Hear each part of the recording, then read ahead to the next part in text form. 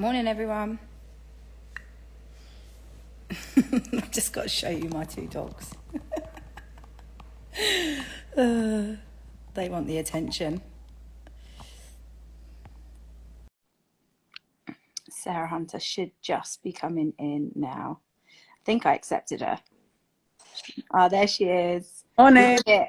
I might do it. I was panicking for a little bit.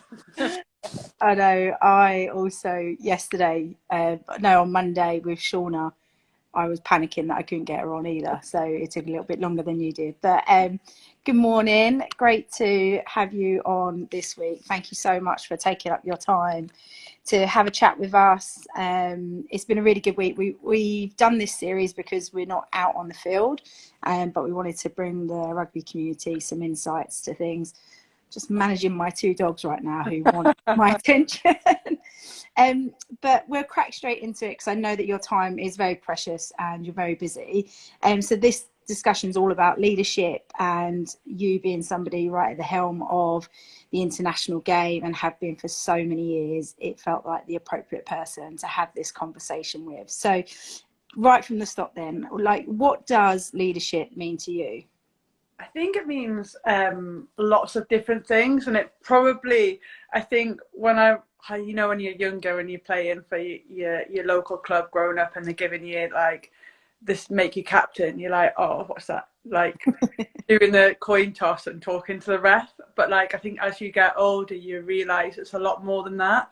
It's about obviously all the on-pitch stuff, like in a game, but away from that, it's like setting a standard for the team to uphold and to live by. It's ensuring that like the team's all right, the team's in a happy place, working with the players of like things that they might want to feed up about or speak up about. Like you can be that person that can then go and, I don't know, speak to the coaches or speak to the staff. You're also the link from the staff in terms of if they want things doing or they want messages feeding back, the go between. So I think it's a lot more than just deciding whether you're going to take the 3 points or kick to the corner. It's a lot of all round skills around just making sure like the well-being of the team's in the right place, like from the off-pitch stuff, but on field, like are the training standards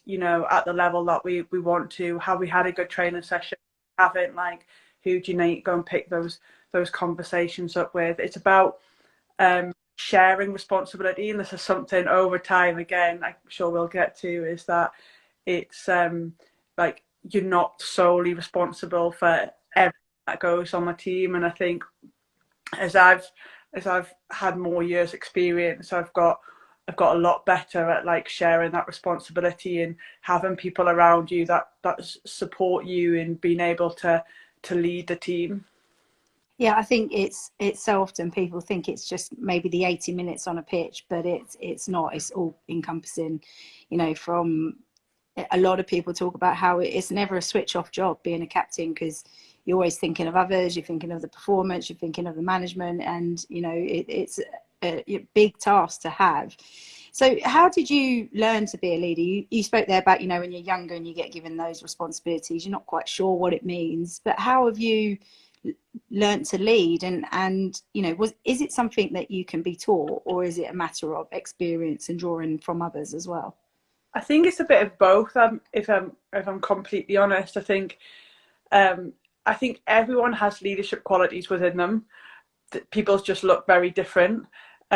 So I guess for mine over time is probably lead by example, rather than, I say, you look at like Katie Daly McLean that had us through the way she spoke and like kind of like those sort of motivational talks before games and stuff. She was very, very, very good at that. And leads in their own right with their personality strengths. Obviously, Katie's probably quite direct in that sense, and Oh yeah, try to understand and try to like hear everything and then give the sort of best thoughts forward. So I think in that sense, everyone is a leader in what they do, whether you're given an official leadership role or you're not. I think it's then just learning about what your leadership style is. And I think one of the pitfalls I fell into pretty early on was, obviously I followed Katie from being vice captain into captain, and she was brilliant. And then it's like, well, I need to be her. And then you're like, well, actually, no, you don't. You need to be yourself, because I think being authentic is one of the most important tips for leadership. And I think, like, as you go through, I certainly have probably self-reflected on the things that like have gone well and gone, I want to do more of that and lead in that way, or actually that hasn't worked at all. Like, I need to realize that wasn't the best way to do it, and try not to fall into that pitfall. And then there's been asking for, help and support on what leadership should do, and seeking support from others. So I think it is very much a balance of, people will guide you and help you, and I guess early on they might tell you how they want their leader to be or what they want that leader to do. Excuse me. But I think a lot of it is kind of learning on the job as you go along, and you'll probably get feedback from players on what they do like and what they don't, and it's important, I think, to take that on and to continue develop how you do lead. So on some of those points, absolutely, I totally agree with you. I think there's lots of things you take from others, but ultimately, what's right for you in the manner that you lead, because people can see through it when you're leading in a way that is not authentic to you. They can see through that, and that's not how you get buy-in from leadership. So how about some challenges then? Where have you found some real challenges being a leader, whether that's at club or at international? Yeah, so I think after I guess 2014, a lot of people went off to do sevens after we won the World Cup, and obviously Katie had been captain, and then like, she went to sevens to prep for the Olympics, and it was a really exciting time for I guess for you guys that went off, but like for those that were left in 15s, it was a really difficult time. Like, we also had like a new coaching set up, in maybe performances weren't what had been expected, and so I think that was a really challenging time in terms of like how you managed to try and like bring new players in. There was a lot of new faces, and how you make them feel part of a squad that had won, ultimately world champions, and now maybe weren't like getting the results of that. So I think that was quite a challenging period in terms of just trying to get that Red Roses standard of what we were about and performing, and but also equally recognizing that it was a new chapter, and that actually these new players coming in were at the start of their journey, and it should be exciting for them. And they didn't have to be the finished article, and yes, like, we always want to be performing and doing well, but we've got to realize that actually we're rebuilding into something new and exciting. So I think that was quite a challenging point, because I guess as a captain, there's a lot of external pressure on from people being like, oh well, the Red Roses were world champions, and now they're not performing potentially to that standard or getting the results that they have once had. And is that reflection again on your leadership, that you've taken over something that maybe isn't succeeding? So I guess that was quite a challenging time to overcome. And I think on a more personal point, after the 2017 World Cup, when we lost that World Cup final, like, stupidly, like, and you look back and you think, thinking about it, it's just nonsense really. But like, I really struggled because I thought, like, being captain again, that you should be able to do something to change that result. And like, from a mental health point of view, like, was not in a great place following that. I probably didn't realize at the time, or didn't really have the strength to speak out about it, and kind of just like bottled it all in, and like didn't talk to anyone about it, and it, like, made sense of the fact that it's a team game, and that responsibility doesn't lie with one person. And when I did speak around it, like, it just felt like a whole weight had been lifted. But it probably took me about maybe 12, 18 months to go through that process. And I think within that, that probably then impacted on some of the decisions that I made as a leader within that time, because you feel like you want to do everything to make everything right, and so that was a really challenging time, I guess. Maybe not necessarily for anyone else, and people probably didn't understand what I was going through because I hadn't spoken out about it. I hadn't talked around what the impact of one game, and we're talking one game, had on me as an individual. But I hope that I've learned from that and been able to come out like better for it. And I feel like the fact, again, being leader can be quite a lonely place at times, but being able to talk to people and sharing that is a really important part of leadership. Yeah, not trying to take everything on your own shoulders. And I think it's so often, you know, a lot of people talk about the captain or the leader, but there's such a support system around that captain. You know, at Harlequins, there's so many leaders there that play a massive integral part to the way the club operates and the leadership within the club. It's an interesting time because obviously in 2014 you were vice captain alongside Kate Stayne-McLean, and then obviously by the end of that year you're now England captain. How did your role change, if it did, or what were the key differences between being vice captain and moving into the captaincy? I think as vice captain, I don't know. I don't know whether it's right or wrong, but there's almost less pressure on you because you haven't got the full title. Do you know what I mean? You're not captain. So actually, I think whether it's perception or whether it's not, it was kind of, I just wanted to try and support Katie in the best way that she needed, whatever that looked like.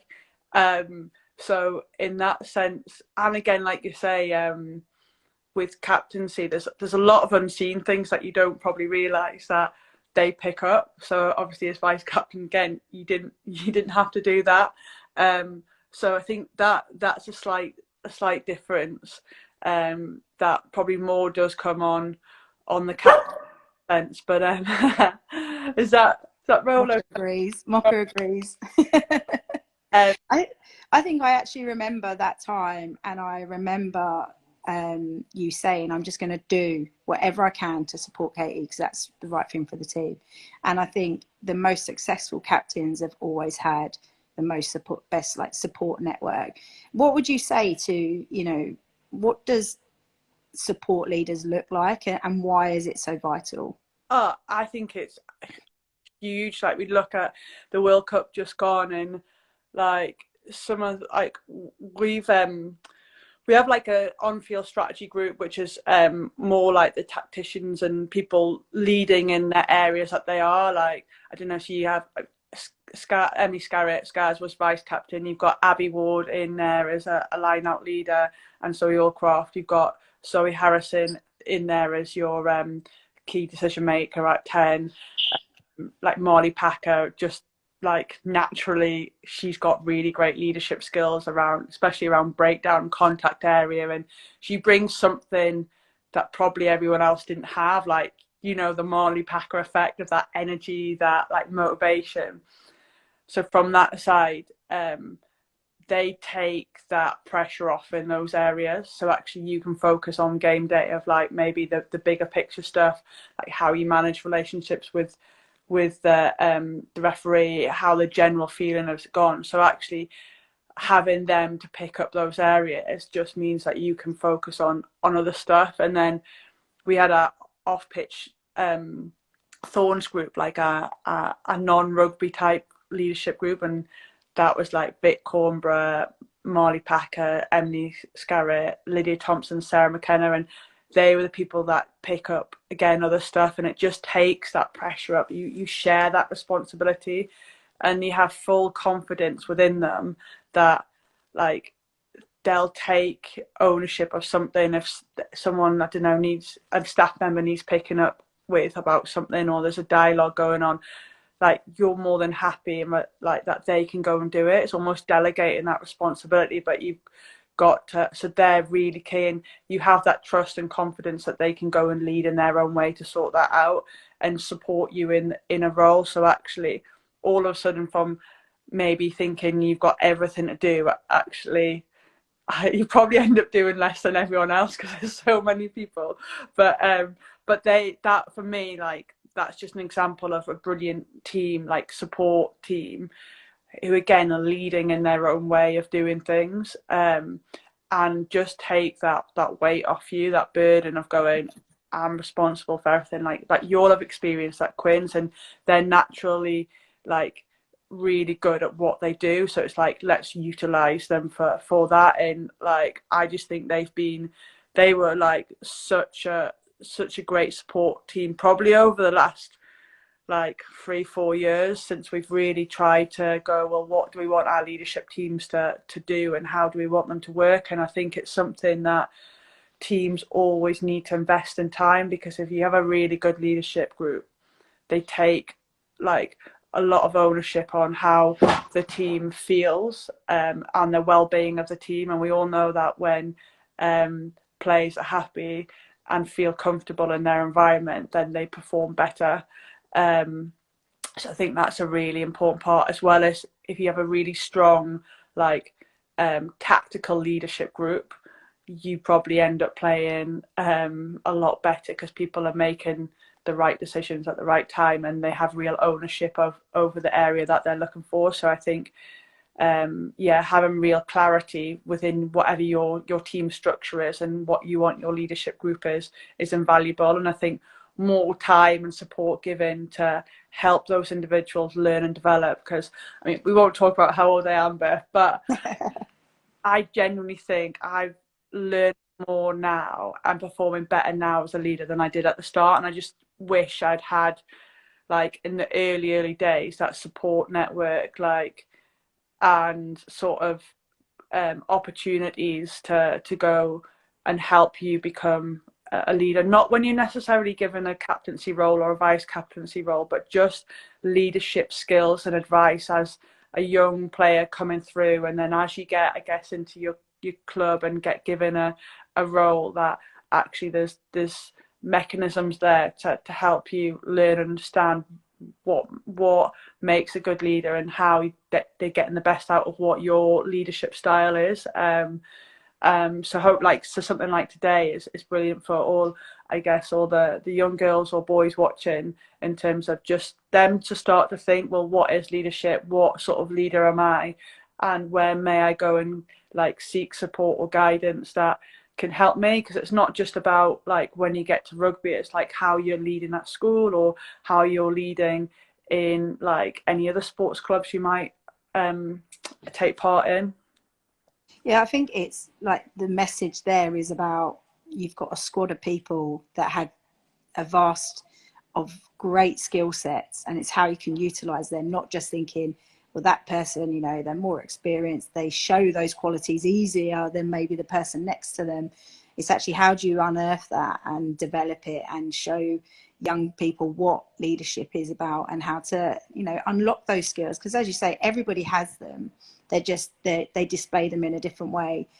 So I think that's a really key message, you know, sharing that responsibility, especially young young girls or young boys. You know, how do you advance them? By giving them that support network around them. So you kind of already answered it, but I did want to ask, you know, if you were going to give a couple of like tips, and there are some coaches on here as well, so how do they kind of unearth and support their young leaders? Yeah, I think, for me, I think we've touched on it. I think the biggest thing is about being authentic to yourself. Like, so, like, who you are and your personality, let that shine through. Like, let that leadership style shine through, because you look across the sporting world, the political world, like, everyone has their own style and their own strengths. And those leaders that like are really strong and do a really good job, like, stay true to themselves, because like you said before, people buy into it, people want to come on your journey with you. Whereas if they can see you trying to be someone else, it's almost like they see through you and just think, well, actually you're not being true. And like, so I think that for me is, and be really confident in it. To be a leader, you don't need to be able to shout and scream at people. You don't need to be the loudest person in the room. You don't need to be the biggest talker either. You just need to know the behaviors you live by and what you say at the right time, and that might be very, very little, and not very often, but when you do speak, people listen. I think that for me is like probably the biggest tip. I think the next one is probably um, understanding that you probably won't get everything what you say or what you do right all the time, and that's okay. Like, it's okay to, because then as long as you self-reflect and you understand potentially that situation that has been, and like how you might deal with it better, or actually at times you might go, yes, I'm really proud of myself of how that situation handled, and remember that for next time when you find yourself in like a situation. And sometimes there will be difficult conversations you have, and you've got to be comfortable that as a captain, unfortunately, not everything is going to be like um all the great things that come with captaincy. There will be times where you may have to have a difficult conversation with your friend, for example, because I don't know, they're I don't know, turning up late for training every week, or actually how they're behaving at training isn't what you want to like uphold the standards of the club, and that can be difficult. But again, maybe seek advice from someone like a coach or a mentor or someone else that in your leadership team, to say, I've got to have this difficult conversation. How do you think the best way of approaching that that is? So they're probably some of the things that maybe people don't naturally think leadership is, and what it can do to help the team. So yeah, like be authentic, just self-reflection in terms of things you've done well, and maybe things you'd like to do differently if you ever find yourself in a situation. And there will be difficult times and difficult conversations that you have to have with people and your friends and your teammates.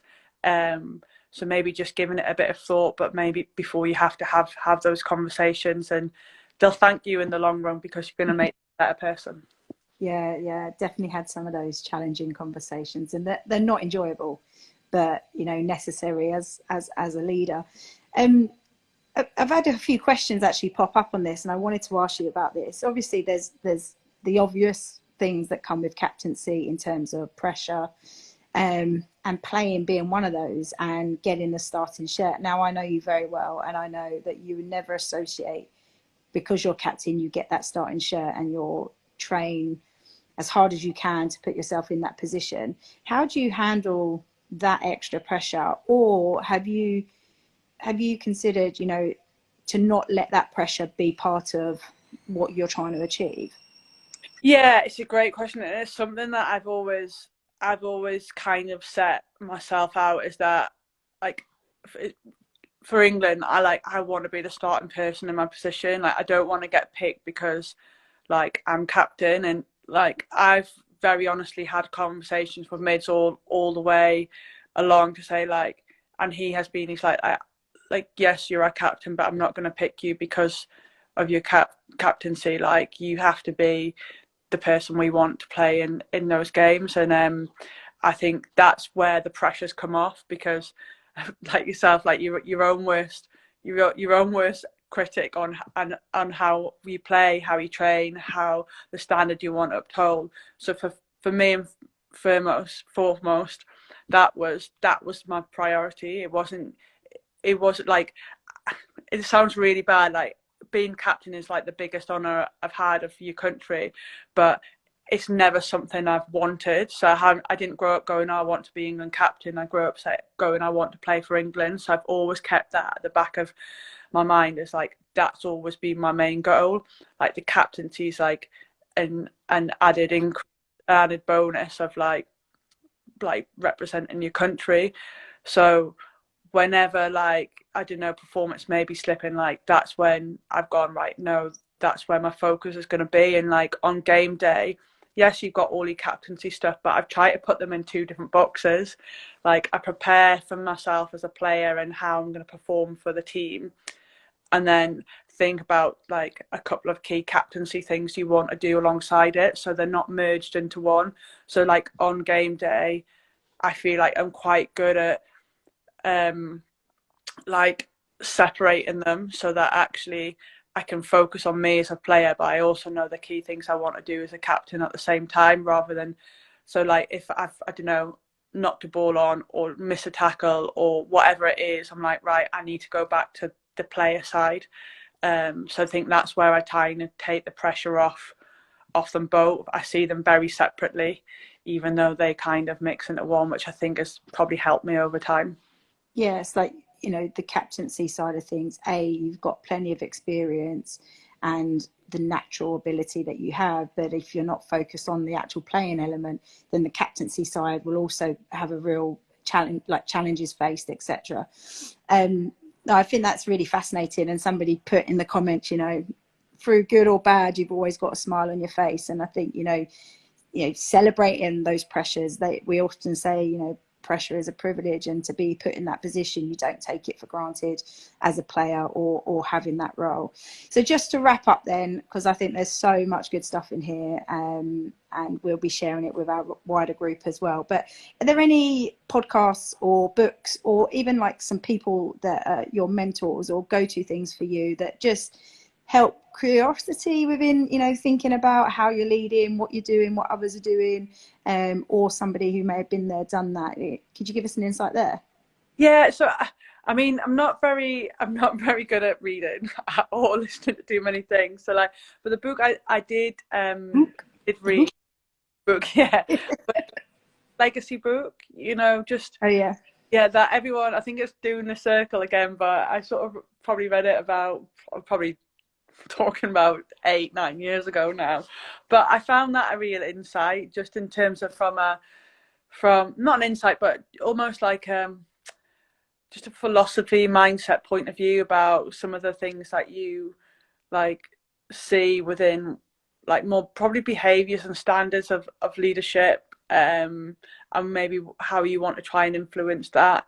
I think more so sort of mentors and leadership stuff, I probably chat to like Katie Daly-McLean, like in terms of like, and maybe not necessarily advice, more like maybe venting or sharing stuff that happened, like just having someone at the other side of the phone that knows exactly how you're feeling, what you're thinking, that's been there, done before it, to be able to share in maybe some of the stresses that happen at time, because I think it's important to be able to have that release that isn't necessarily with the players that you're playing alongside.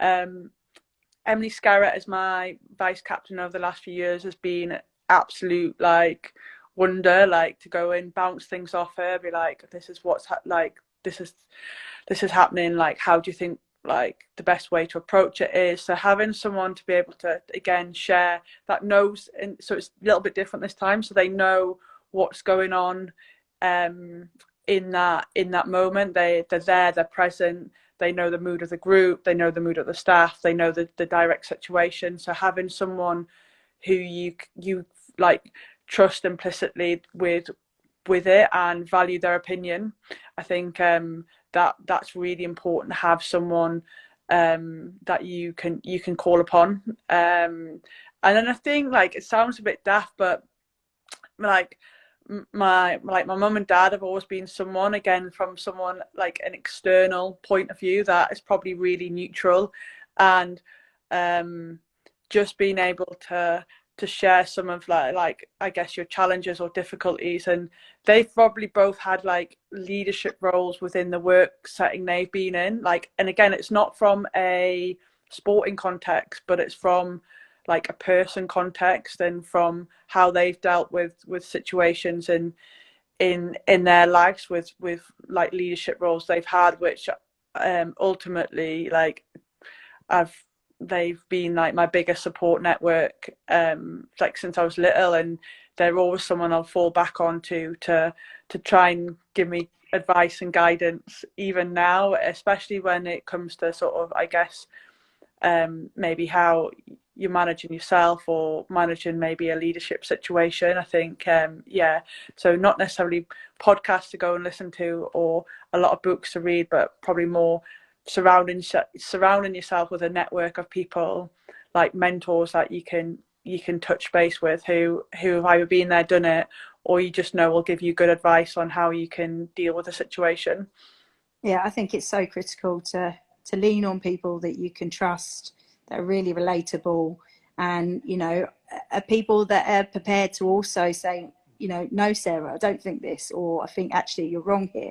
Yeah. And I think a lot of leaders who shy away from those kind of conversations, difficult ones for themselves, come up with more challenges. And so I think, yeah, really, really good advice there. And if anybody's interested, Legacy is by James Kerr. It's all around the All Black environment and some of the principles that they have in place. So if you haven't read it, check it out. It is a really good book, and it's one of those books where you can read a bit of it, put it down, pick it back up again, revisit it, and it's quite an easy read for younger people. So get it on some birthday and Christmas lists for sure.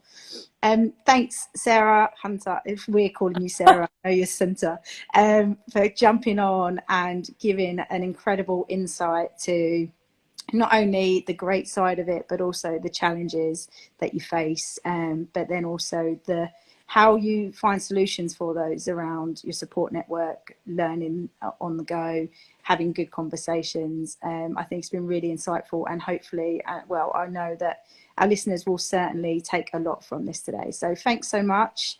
Hope you enjoy the rest of your day, whatever you're up to. I'm sure it's a very busy one, being half term.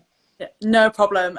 Thanks for having me on. It's been great to chat and give a little insight. And I don't know if I can see the questions, but if you've got the questions and people want, and I can maybe answer some of them offline, that if people still have burning questions to ask. So yeah, try and sort that.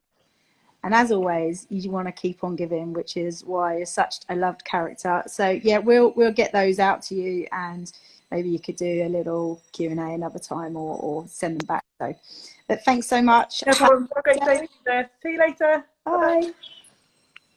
Bye-bye.